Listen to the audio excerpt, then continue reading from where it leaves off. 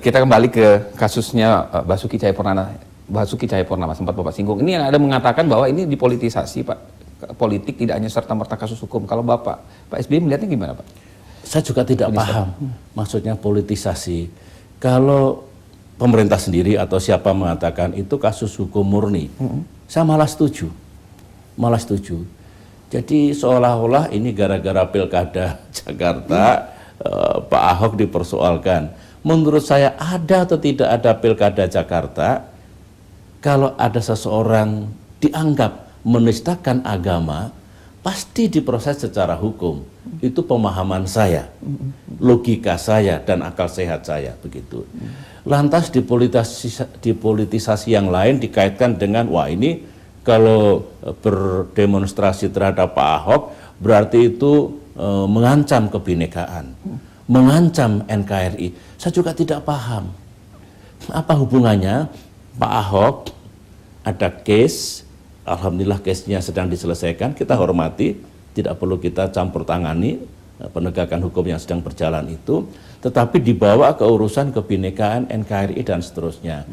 Justru malah berbahaya. Ayolah kita jernih berpikir, kita tuh sama-sama mengerti, rakyat kita juga cerdas, dudukkan persoalan pada letaknya yang benar.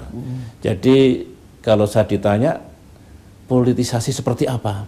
Siapa mempolitisasi apa, begitu? Itu saja harus dijawab dulu, Pak, ya. Iya, betul.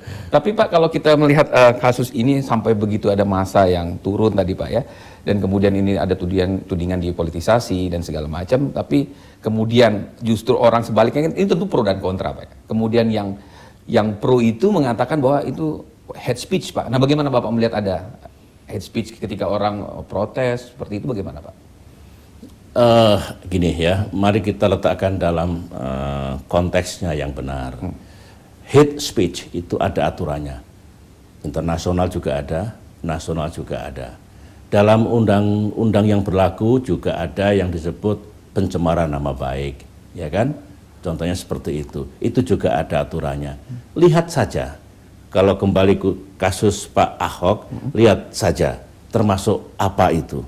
Biarlah hukum bicara, keadilan bicara. Tetapi kalau mengait kepada media sosial sekarang ya, itu memang sudah luar biasa. Kalau saya, maaf, saya menggunakan sebagian, tidak semua, sebagian pengguna media sosial itu sudah tidak beradab. Karena yang diproduksi adalah kebencian, hatred, yang diproduksi fitnah, yang diproduksi karakter assassinations, banyak sekali. Dan itu tidak baik. Ayolah kita kembalikan negara kita ini kan negara Pancasila, negara yang berkeadaban. Masuk kita biarkan. Saya dukung penuh ya pernyataan Presiden Jokowi untuk menertibkan media sosial kita ini. Saya dukung penuh dengan catatan Pak Jokowi adil, berlaku bagi semua, tidak tebang pilih. Karena rakyat juga tahu dari mana awalnya media sosial yang berubah sebagai mesin penghancur seperti ini. Siapa yang menjadi sasaran diserang bertubi-tubi. Sampai katakanlah tidak berkutik lagi, tidak bergerak lagi. Dari mana itu, Pak? Ya. Dari mana itu, Pak? Saya tidak tahu, tapi ada itu.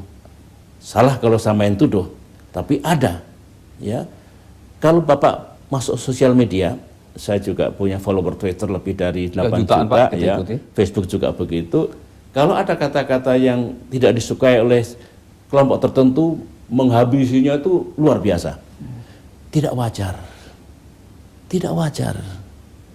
Mari kita kembali kepada sesuatu yang logis di negara kita ini. Jadi semangatnya kalau saya dukung penuh Pak Jokowi, saya dukung penuh pemerintah menertibkan media sosial ini. Terlalu banyak, sudah banyak korban yang berjatuhan. Tapi nanti dikira atau dianggap Pak pemerintah akhirnya dengan membatasi itu, membatasi kebebasan berekspresi. Ada undang-undangnya. Okay.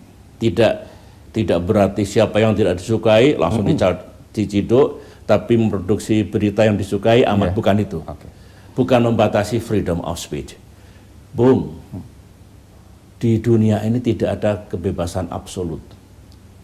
Universal Declaration of Human Rights yang diadopsi oleh kita dalam Undang-Undang Dasar 1945 pasal 28A sampai J itu juga tidak absolut, ada batasnya. Demikian juga freedom di dalam dunia media sosial juga ada batasnya. Cuma pengaturannya yang baik, pengaturannya yang masuk akal, pengaturannya yang tepat, tidak tebang pilih, adil bagi semua. Kalau pengaturannya seperti itu, undang-undangnya seperti itu, semua senang kok.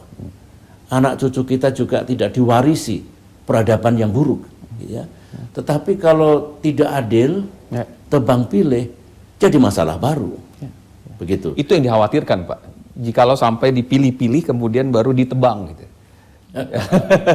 Akhirnya yang dimana yang disuka itu yang diteruskan, yang tidak disuka. Rakyat memilih pemimpin mendirikan pemerintahan, rakyat punya wakil di DPR untuk mengelola permasalahan ini dengan baik, dengan tepat dan bijak. Saya kira belum bisa, belum mampu. Saya punya keyakinan bahwa masalah ini pun bisa dikelola dengan baik. Oke. Pak, sedikit menyinggung Pak ya, masih soal tadi Basuki Cahayapurnama, kemudian tadi aksi, soal pilkada dikit Pak, bagaimana keterpilihan Pak Agus Pak? Kira-kira di pilkada Pak? Bapak yakin bagaimana Pak? Saya menghormati proses demokrasi ya. Saya juga pernah jadi calon dulu. Calon presiden 2004-2009, saya berjuang dengan cara saya, dengan keyakinan saya, dengan moral politik yang saya anut. Nah, Agus Harimurti sekarang berjuang dengan keyakinannya, dengan caranya, dengan moral politiknya. Serahkan saja pada mekanisme demokrasi. Serahkan saja pada warga Jakarta, rakyat Jakarta, kelak memimpin siapa. Saya kira yang paling tepat saya menjawab seperti itu. Ya. Doa orang tua Pak ya, paling tidak Pak ya? Ya, orang tua pasti selalu mendoakan ya, siapapun, dan tidak ada doa orang tua yang jelek, yang buruk pada anaknya. Tapi satu Bung Rizky, saya kelewatan tadi ya, menjelaskan tentang makar ya. Oh iya Pak. Karena masa dikait-kaitkan, wah ini di belakang makar pun SBY gitu. Ini juga keterlaluan lagi, lebih keterlaluan ya. Saya ini anti makar. Konsisten selama 10 tahun. Tidak ada tuh kudeta militer. Nggak ada tuh perebutan kekuasaan, itu mencoreng demokrasi. Kita sudah menikmati demokrasi di negeri ini. Kok kenapa ada pikiran makar? Kalau mau jadi presiden, sabar. Ikuti pemilihan presiden, nanti ada saatnya kok. 2019 kok. Kenapa harus menjatuhkan Pak Jokowi di tengah jalan? Ini sikap saya, konsisten saya. Ada orang yang memikirkan menjatuhkan di tengah jalan, saya katakan tidak, no, wrong. Kok dengan sikap seperti itu saya malah dituduh ya, difitnah, bagian lagi, malah menjadi bagian makar. Saya dalam hati saya ini kebolak-balik negara kita ini. Makar itu serius. Oleh karena itu, kalau penegak hukum, jajaran kepolisian, tentunya nanti kejaksaan, majelis hakim bisa membuktikan mereka yang dituduh makar itu betul-betul terbukti, ya sanksi mesti diberikan. Bahkan tetapi tolong prosesnya yang transparan supaya rakyat juga bisa mengikuti. Bahkan tuduhannya Pak, orang-orang itu juga sempat bertemu Bapak Pak yang dituding makar itu. Siapa? Pak, betul? Sebagian dari orang-orang yang diperiksa itu yang siapa? Ada kemudian Ibu Rahmawati. Seperti itu Pak. Kebohongan yang luar biasa. Kebohongan yang luar biasa. Ini saya terima kasih sama TV One ini. Iya Pak. Ya. Banyak di antara beliau minta ketemu dengan saya. Tidak ada satupun yang saya temui ataupun saya siapkan waktu yang mau bertemu dengan saya. Nobody.